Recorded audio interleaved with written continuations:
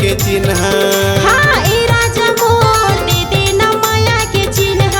कहूँ आही सुरता तोर, कहूँ आही सपना तोर, कहूँ आही सुरता तोर। कहूँ आही सपना तोर। ता कैसे बिताहूँ ये दिन ला। हाँ ए राजा मोर दे देना माया के चिन्ह। ये सोना मोर दे जाना माया के चिन्ह।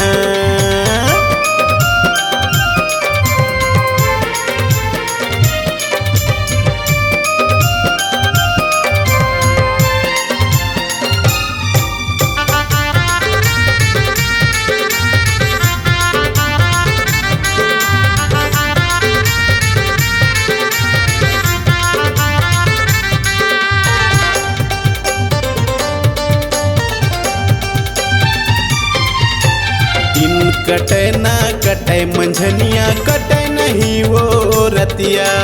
रही रही के मोला बड़ सताही तोर मीठी मीठी बतिया।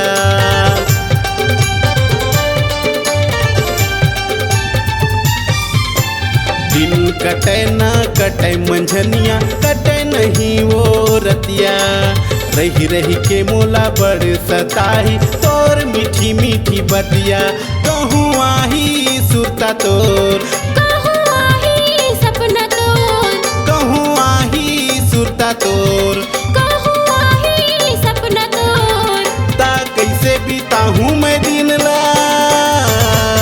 हाँ ए राजा मोर दे देना माया के चिन्ह। ये सोना मोर दे जाना माया के चिन्ह।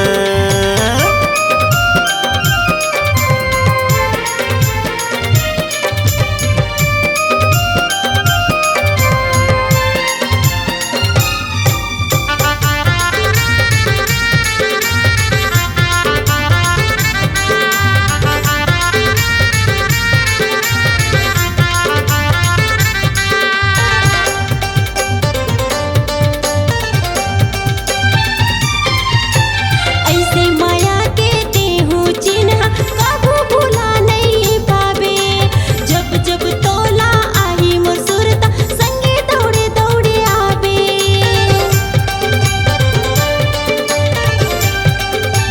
सुना ऐसे माया के देहूँ चिन्ह कभू भूला नहीं पावे।